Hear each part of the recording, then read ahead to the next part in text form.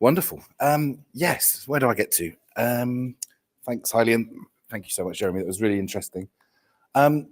So yeah, we've been looking into, as you know, you can tell from the previous conversation, the use of AI, and we're asking ourselves, what can AI do to support these sort of key processes, but do things like deepen the thinking rather than outsource the thinking. That's the key thing. How do we use AI to create powerful dialogue rather than just provide feedback?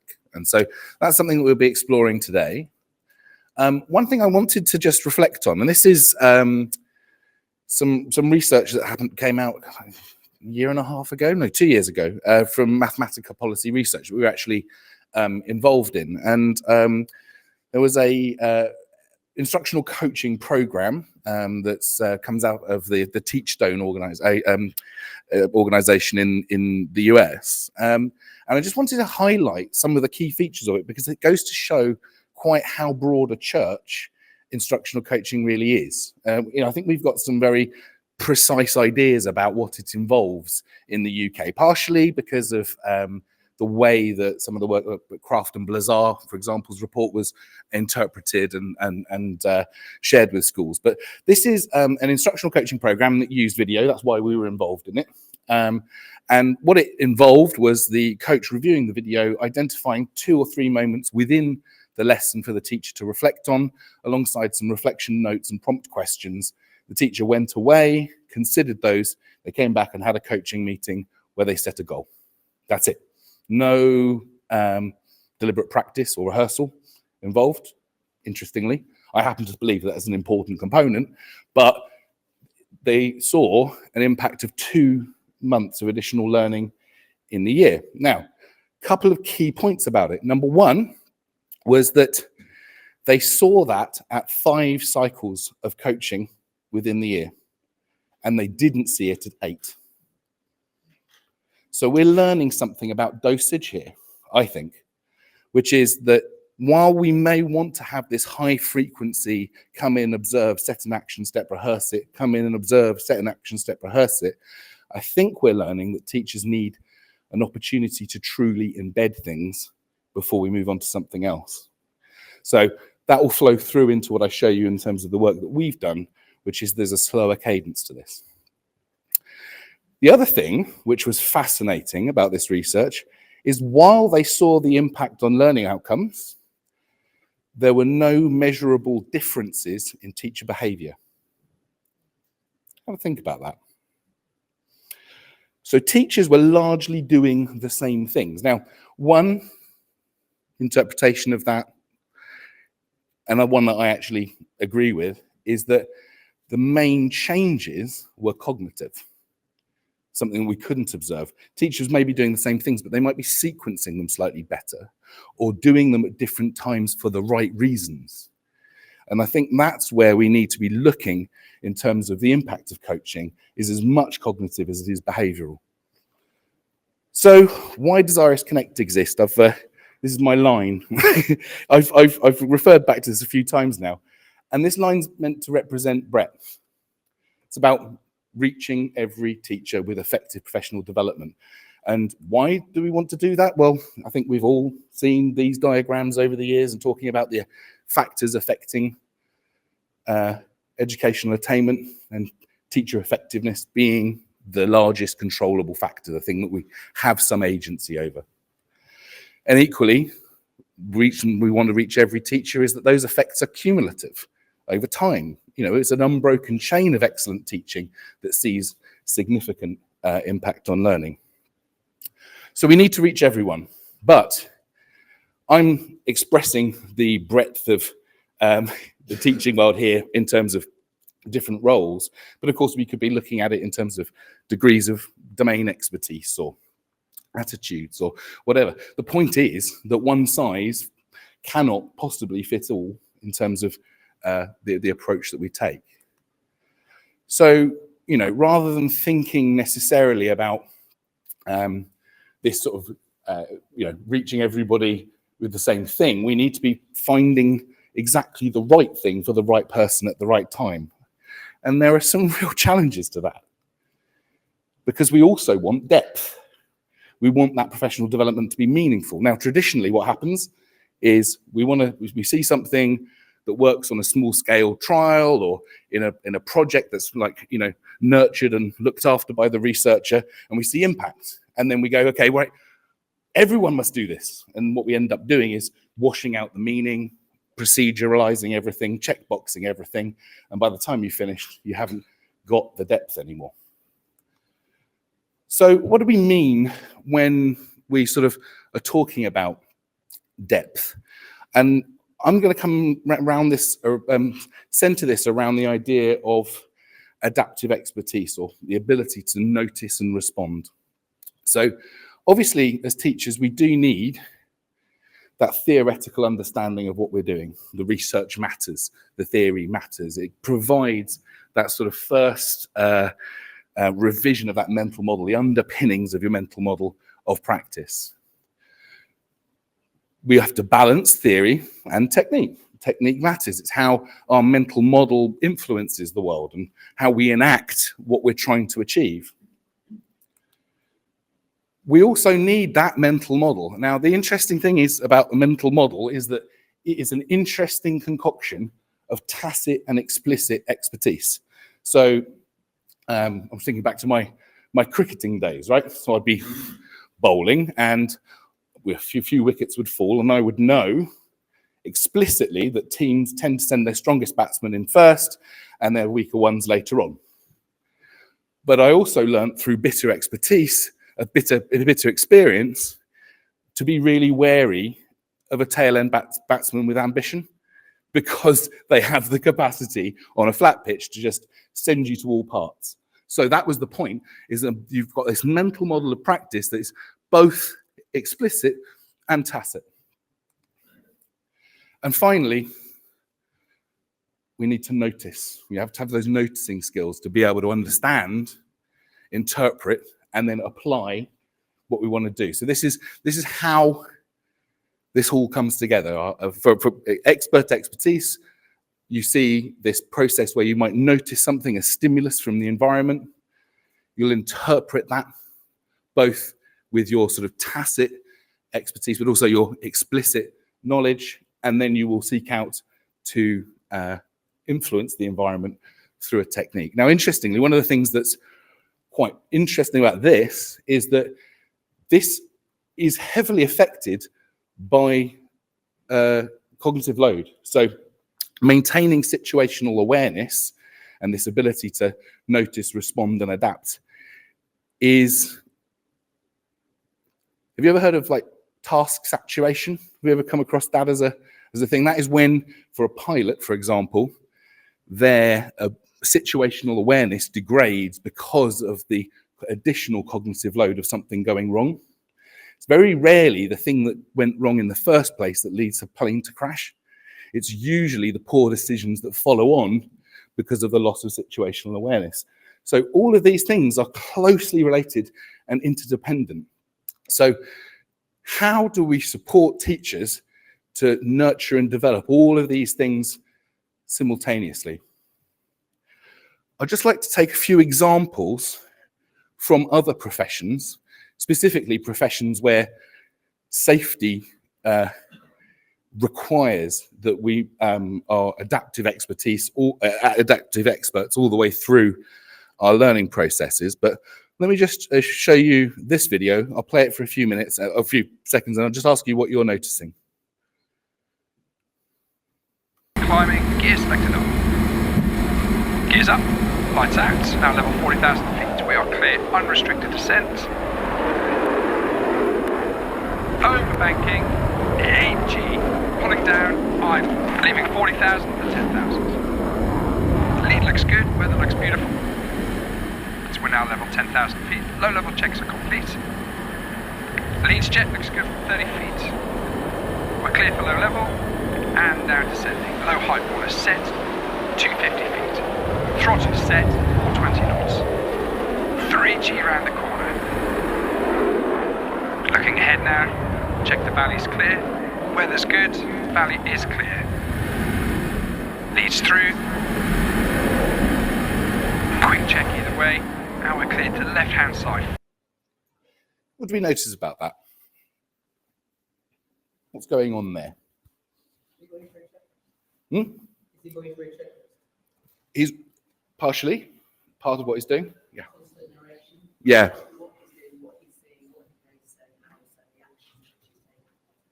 That whole cycle that I just showed there is in plain view. He's saying, I'm looking down the valley's clear, overbanking, 4G, so he's noticing something about the impact on his aircraft of the maneuvers he's making. And this is an intrinsic part of the training of pilots, this narration by the expert, sitting there next to your instructor, having them talk through what they're doing, why, what they're noticing, what they're responding to. Equally,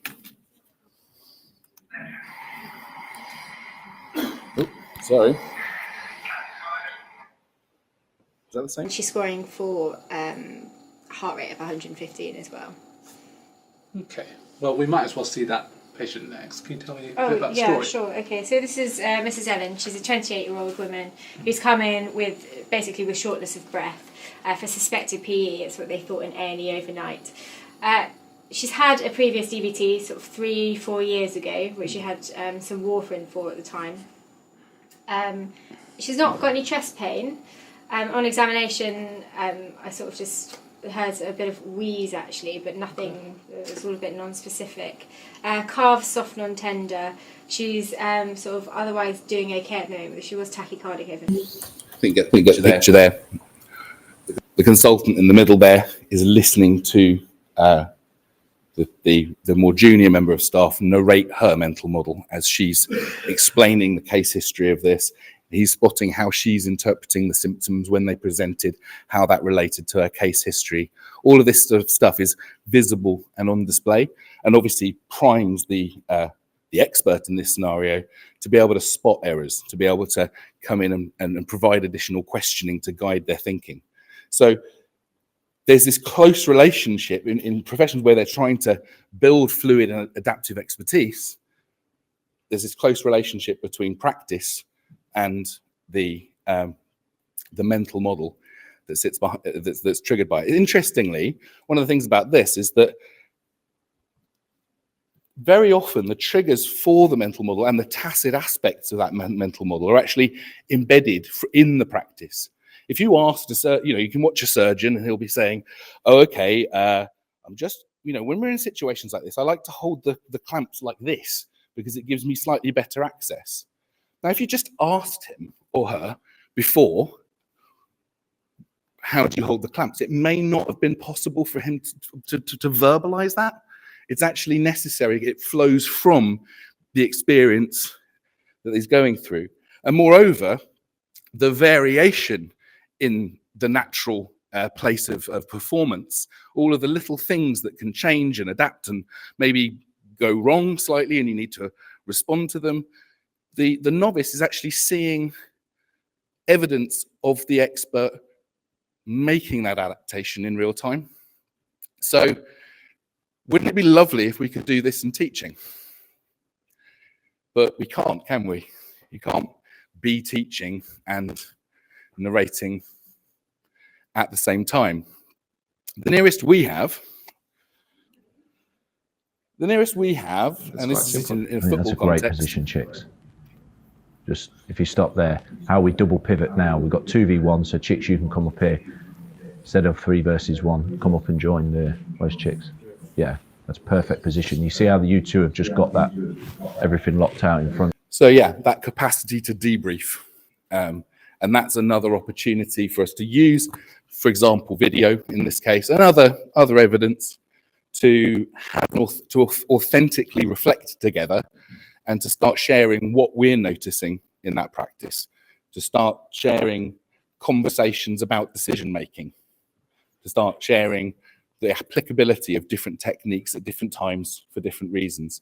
And that's why we've always used video. That's why there's the fundamental bedrock, because of the depth of professional conversation that we can have and the capacity of it to in some way make up for the fact that as a profession we are almost uniquely isolated in our classrooms.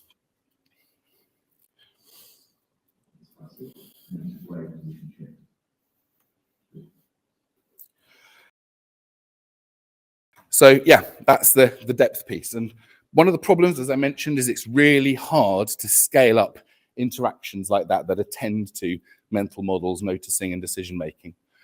However, this is where we think technology has a role. I've just illustrated there that video can help us from that point of view, not just from the ability to notice and interpret and discuss, but also from overcoming all of those sort of logistical barriers of having sufficient access to one another's practice. We also think that AI has a role to play in this, and this is what I'll be demonstrating in a minute. But the role of the AI in this context is very much around how can we help people who are really, really busy get on the same page more quickly and have more productive conversations. Equally, all professional learning needs some kind of structure. One of the dangers when we first started out was we'd do a recording and the teacher would sit down and say, reflect then, go on, reflect.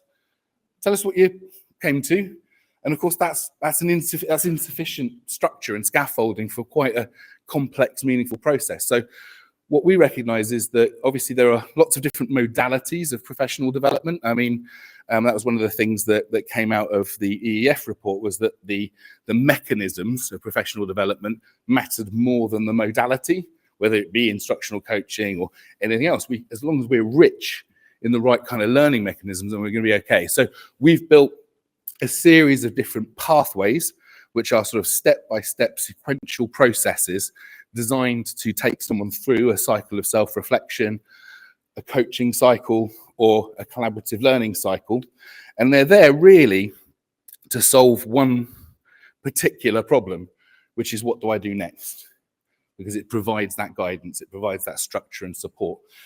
What I'm going to show you today is pathways that actually respond and adapt. The actual structure of the pathway and the content that's within it will change dependent on the conversation and the reflection that we're having. So the idea is that you're avoiding that kind of split attention effect of people having to go away and find other resources from different places. The next step under my next button will be lined up as being the next best thing for us to be working on and what we've agreed on. And as I say, the whole of that, the video, the AI, the adaptive pathways, is all in service of the kind of conversations centered on noticing, responding, decision-making that can be shown to sit behind adaptive expertise. So I'll give you a little demonstration. 1 second.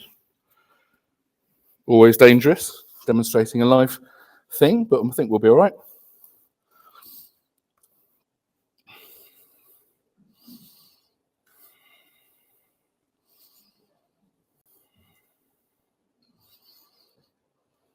Okay, so I just wanted to show you this. This is on the system now, front and center, right at the top of the page is this pathways piece.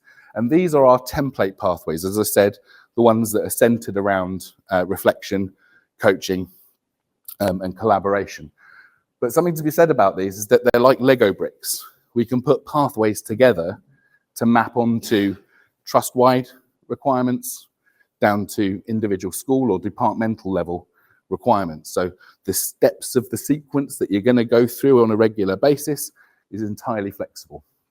So you can see here as AI-assisted coaching, reflective coaching, introduction pathways, etc. Let me show you, though,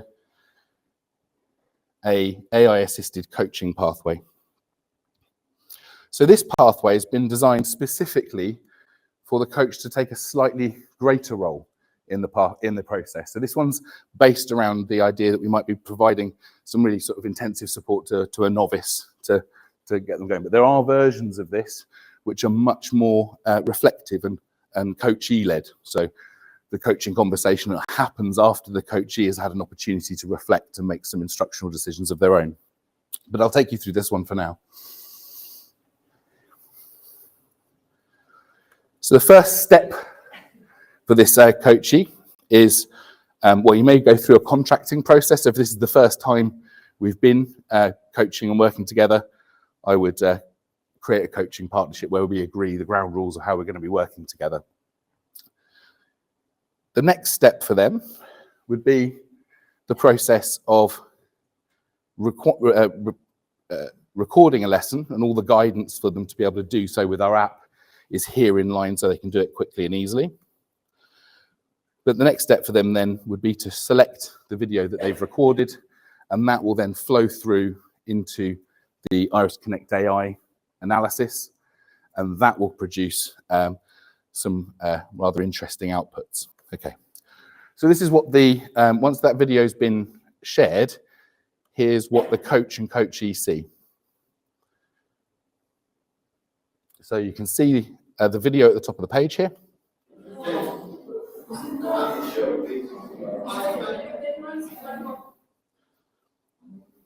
This is a PE lesson focusing on the relationship between your skeletal system and your performance in sport. So first of all, what the AI has done is it's analysed the lesson and identified all the different key phases that have happened through the course of the lesson, plus moments of interest within those phases. So you can see it's identified phase 1 here, which was the entry routine and the first task activity. And as you can see, it's also identified some key moments of behaviour management within that phase that we can go through and reflect on. Easy. Okay, if you leave it to late, you leave it to now, that's when a sanction gets put in place. Okay, but I'll have a conversation with those people at the end of period 2 after, hopefully, our practical lesson. People ask me practical. So yeah, I don't know if you quite heard that, but he was talking about issuing a sanction because no one done their homework. But the point is that what it's done is it's done this for the whole lesson. So I can now look at this from the initial quizzing and checking for understanding. There's an interactive Q&A, a table presentation task, a recap at the end. So it's identified these key phases and the interesting things that are happening within them, whether they be behaviour management, instruction for initial understanding, checking for understanding, etc. So the idea here is we're overcoming one of the most challenging aspects of this. If we want to be holistic with teachers and we want to be able to, support them to really grow, then we need to be getting a holistic view of their practice, and that's very, very hard within the confines of the compromises we have to make because of the timetable availability that we have. So, can you really say that going in for 15 minutes and observing is going to be sufficient to really base a meaningful decision about that teacher's growth and development? Really, we want to be trying to be a bit more holistic than that. And this gives us that opportunity because I can use the same amount of time as I may have done with a drop-in, but I'm able to go and look at what the entry routine looks like. I'm able to go and look at what the exit routine looked like. I can reflect on the independent practice.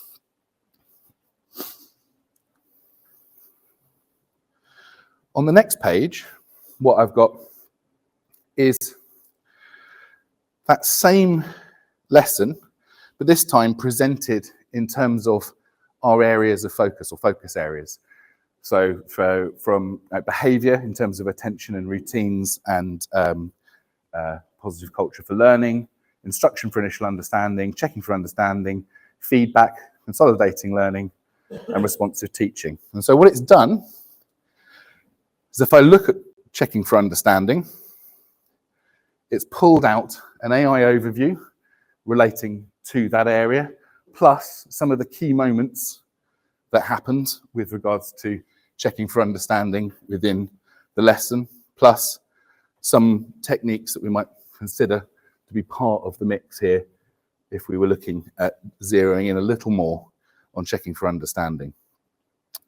So in this case, it's sort of highlighting that a lot of really useful checking for understanding processes have taken place, but actually when some of those questions were being delivered with sufficient wait time being offered to the learners to really consider that, given the fact they'd only just learned the material. So from injury, is it your scapula, your cranium, your ulna, or your vertebrae? Your scapula, cranium, ulna, or vertebrae?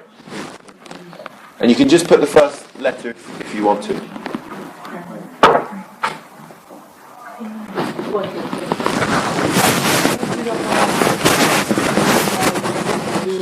Hang on. Don't get ahead of yourself. Right, question number 4. So he moves on pretty quickly after that. So That's giving me now, and this is where a coach-led version of this, with the coach will select this area of focus, with the coachee reflection-led, the coachee would do so. But what that allows us to do is actually say, yeah, you know what, we're going to focus in the rest of this coaching cycle around checking for understanding. So we select that focus. As soon as I do that is when the pathway starts adapting and responding and bringing in new learning resources, tools and materials to allow us to have really effective, informed conversations around checking for understanding. So this is where we would have the opportunity to create those sort of learn from success statements and conversations, and examining a challenge. So now we're in the coaching meeting. That same interface is being presented to us alongside the learn from success statement. So this is an opportunity now to avoid that kind of missed opportunity of just praising, and to start having a real deep conversation about the instructional decisions that were made, what their impact was, what the thinking was that sat behind it. So this gives us an opportunity to watch that lesson and the sort of use these tools to zero on particular moments, and then coach and coachee can now refine this statement based on that more holistic conversation. Now, of course, we're in coaching session, we can move to this next step, which is around identifying or discussing something that was more challenging. And again, this is an opportunity for us now to watch that video to share our mental model. What are we noticing? What was the thinking that sat behind that activity? On the basis of this, it's now drawn through the AI prompt, so to act as a conversation starter for this examination of a challenge, as well as the timeline, so we can go around and look for more things. But at the end of it, again, we can refine that notion about what the challenge is and what we're going to do next. So we've identified that we wanted to look at a particular area of practice here, which was around making sure that we're providing sufficient wait time. So if I click on the button there, what it's now showing me are all of the techniques that are associated on our system with checking for understanding, plus also the associated teaching walkthroughs. So in this case, what I'm going to do is select wait time, because that I think was a reasonable thing for us to be considering. And when I select it, again, it draws the content into the pathway, so we don't have that split attention effect of having to go somewhere else to do the reading. What this does is it outlines what it is, the technique, the desired effects, and the problem it helps solve, or the challenge it can help with. Then it will present a video model.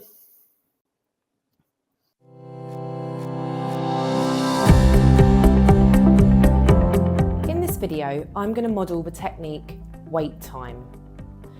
If you're experiencing problems such as students give me surface level answers to my questions, then this technique could be for you. Remember, you can copy the model you see, but you might want to adapt it to your context. If you do decide to adapt it, try to stay true to the features that we think make it effective. These are: determine the level of challenge of the question for your students. Decide how many seconds students will need to think hard about the question. Ask the question and count the seconds in your mind. Scan the room for cues that students might be ready to answer.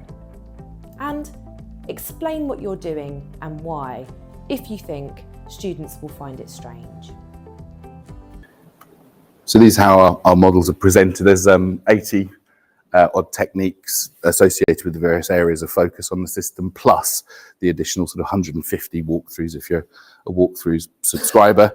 The intention here, of course, is to not be dictatorial about technique, but just to be honest about the active ingredients of it and why we think it works. So it's saying, feel free to adapt, but make sure you stay true to these key aspects. So the next step in this coaching meeting, we've had a chance to examine a challenge and learn from success. We've had an opportunity to watch the video back together and point out what we're noticing. We've now selected an action step, watched a model, and this is where we're scaffolding the last part of this meeting around, firstly, reflecting on and discussing the model that we've just seen, and then moving through into recommended practice activity to build a more effective mental model of this practice. So in that sense, these can either be behavioural, like for example, if there is a behavioural aspect to the technique, then yes, we might rehearse it and role play it, but it can also be planning, co-planning, etc., to really help us overcome those sort of transfer issues. It's all very well us doing, watching a model, but we need to solidify that mental model of practice through practice. And then the last really kind of key part of this is recognizing that just because we've honed in on a powerful action step and rehearsed it, that's not embedded in classrooms. That's not embedded in practice yet. And that's going to take time. And this is where I come back to that point about that Mathematica policy research here. We're not just going to jump crazily onto the next action step here. We're going to really focus on refining this in context. So in this scenario, this pathway remains open, allowing the coachee to continue to share videos with their coach, alongside some commentary and some time-linked comments saying, yeah, can you have a look at this moment for me? Once they do that, of course, I can come in, open the reflection interface, and use